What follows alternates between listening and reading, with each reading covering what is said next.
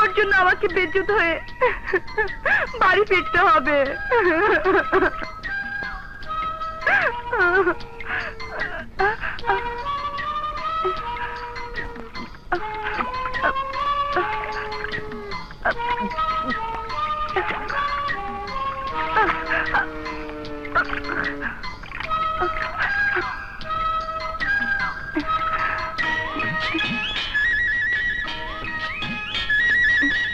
কোনো মতে বেজ্জত হওয়া থেকে রক্ষা পেলাম, কিন্তু এই অবস্থায় লোকজনের সামনে দিয়ে বাড়ি যাব কি করে?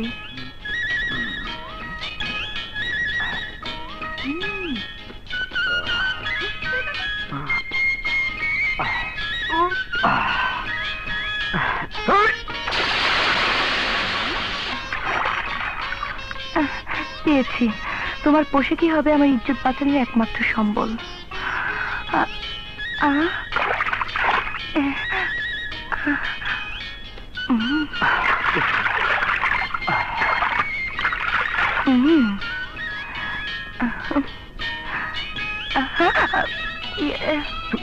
তুমি কেমন লাগছে আমাকে?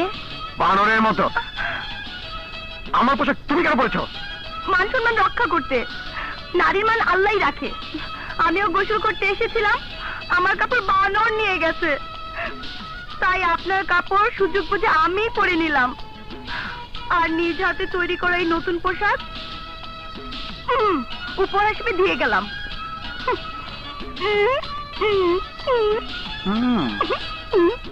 ঠিক বান্দরনির মতো হাঁটছে। কি হলো, কোথায় তোমার ছেলে? আরেকটু বসো, চলে আসবে এক্ষুনি। হঠাৎ করে শখ হয়েছে নদীতে গোসল করবে, বোধহয় ইচ্ছা মতো শখ মিটেছে।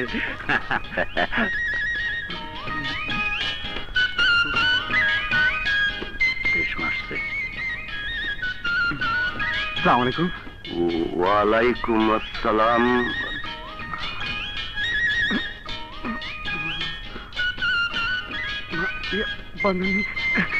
চৌধুরী, ব্যাপারটা বুঝলাম না। আমার ছেলে রাজু। রাজু? হ্যাঁ হ্যাঁ। বলো কি, মাস্টার্স পাস করাটা পাগল নাকি? না, মানে মাঝে মধ্যে এইরকম একটু পাগলামি করে। আরে দাঁড়াও, টাইছে নেই। পাগলামি করে তোমার কে ডাকইছে? বিজ্ঞানের ছাত্র, নিশ্চয়ই উদ্ভিদ বিজ্ঞানের উপর কোনো কিছু পরীক্ষা করে আইছে। কখন কি যে করে ওর মতিগতি কিছুই বুঝি না। বোঝার চেষ্টা করো, ডাক্তার দিয়ে পরীক্ষা করাও। যদি সত্যি সত্যি পাগল হয় তাহলে পাগলের সাথে প্রিয়ার। আরে না না, তুমি ব্যাপারটা সিরিয়াস নিচ্ছ কেন? আমার ছেলে, আমি ওরে ভালো করে চিনি, নিশ্চয়ই কোনো ঘাপলা কেস। তবে পাগল না, ও নানা স্বভাব পাইছে। এই তুমি বলতে চাচ্ছ আমার বাবা পাগল? আমি পাগলের মেয়ে, ও তোমার স্বভাব পেয়েছে, এটা বলতে লজ্জা করে? ঠিক আছে ঠিক আছে, এখন যাই দেখো ওর মতি গতি কি। বাবা? কিছু না মা, এক বান্দরনির পাল্লায় পড়েছিলাম। বলিস কি? কোথাও কামড়ে দেয়নি তো? না মানে, তবে সুযোগ পেলে আমি কামড়ে দেব। সত্যি তুই পাগল হয়েছিস? তা না হলে মানুষ হয়ে বানরকে কামড়ে দিবি?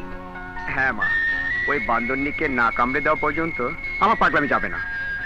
দেখো একদিন কামড়ে ধরে তোমার কাছে নিয়ে আসবো। মানুষ হলে না হয় ভরসা পেতাম, কিন্তু কোন বান্দরনি আমার ছেলেকে পাগল করেছে কে জানি। আমি জানি মা, ওর মতিগতি ভালো না, তাই বলি এখনো সময় আছে।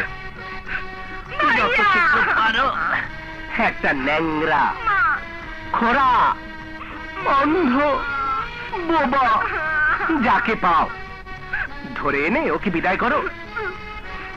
তা না হলে কখন কি অঘটন ঘটিয়ে বসে কে জানে। দেখো ভাইয়া, বাজে কথা বলবেন না, আমাকে দূরে সরিয়ে দেবার এত শখের শুনে।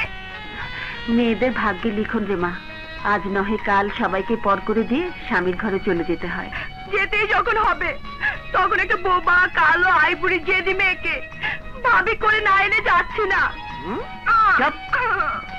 আমি যাকে বিয়ে করব সে হবে অপূর্ব সুন্দরী, একেবারে রাজকুমারী। মনে লাগছে আঠা?